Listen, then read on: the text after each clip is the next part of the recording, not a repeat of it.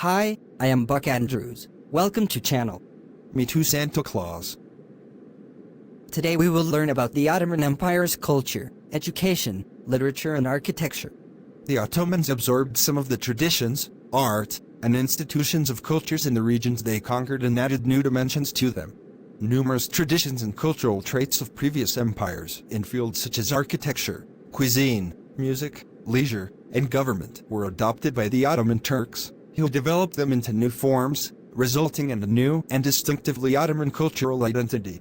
Despite newer added amalgamations, the Ottoman dynasty, like their predecessors in the Sultanate of Rum and the Seljuk Empire, were thoroughly Persianized in their culture, language, habits, and customs, and therefore the empire has been described as a Persianate empire. Intercultural marriages also played a part in creating the characteristic Ottoman elite culture. When compared to the Turkish folk culture, the influence of these new cultures in creating the culture of the Ottoman elite was clear.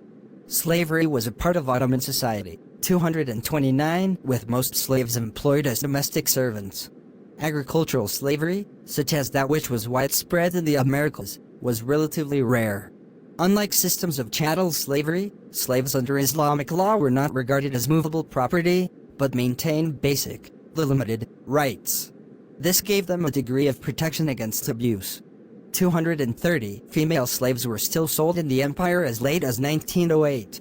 231 During the 19th century, the empire came under pressure from Western European countries to outlaw the practice. Policies developed by various sultans throughout the 19th century attempted to curtail the Ottoman slave trade, but slavery had centuries of religious backing and sanction, and so slavery was never abolished in the empire. Plague remained a major scourge in Ottoman society until the second quarter of the 19th century. Between 1701 and 1750, 37 larger and smaller plague epidemics were recorded in Istanbul, and 31 between 1751 and 1801. Ottomans adopted Persian bureaucratic traditions and culture.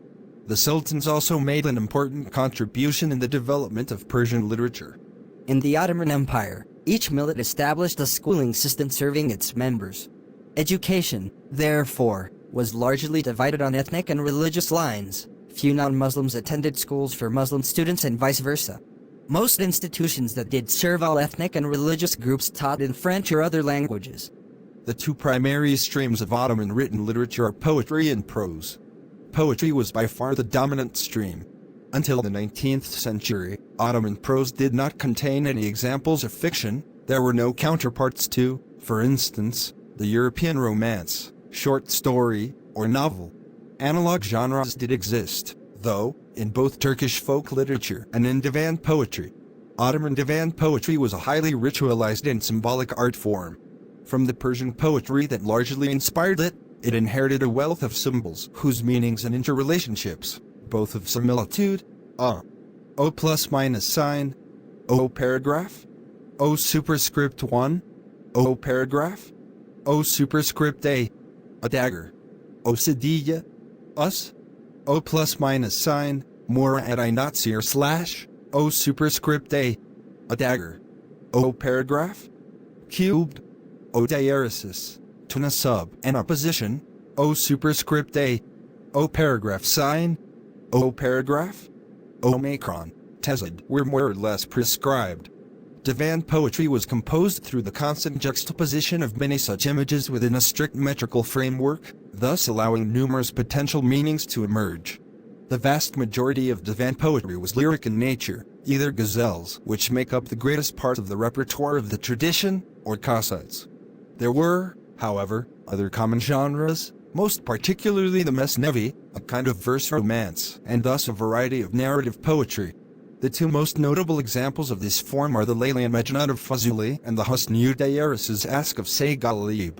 Until the 19th century, Ottoman prose did not develop to the extent that contemporary divan poetry did. A large part of the reason for this was that much prose was expected to adhere to the rules of seconds, cubed, O not sign, O superscript 1, also transliterated as sasi, or rhymed prose, a type of writing descended from the Arabic sai, and which prescribed that between each adjective and noun in a string of words, such as a sentence, there must be a rhyme. Nevertheless, there was a tradition of prose in the literature of the time, though exclusively non-fictional in nature. One apparent exception was Ma'ayalat Fancies by Kirli Ali Aziz Effendi, a collection of stories of the fantastic written in 1796, though not published until 1867.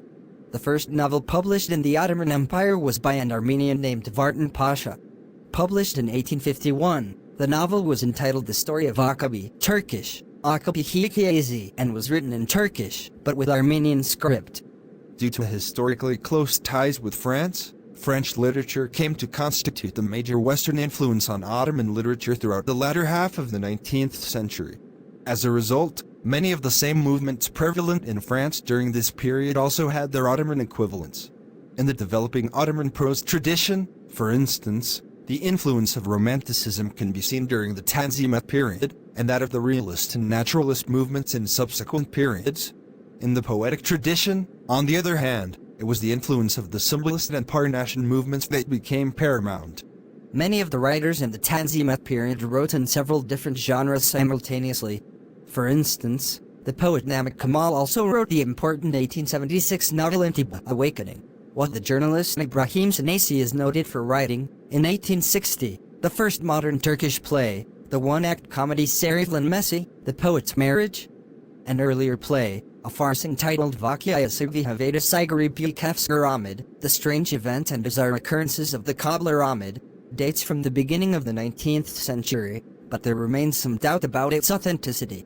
In a similar vein, the novelist Ahmed Midhat Effendi wrote important novels in each of the major movements: Romanticism, Hazen Meliyat Sirais and Bazrar, 1873, Hazen the Sailor, or The Mystery Within the Mystery, Realism, Henuzan Yedi Yasinda, 1881. Just 17 years old, and Naturalism, Musa Haydat, 1891. Observations.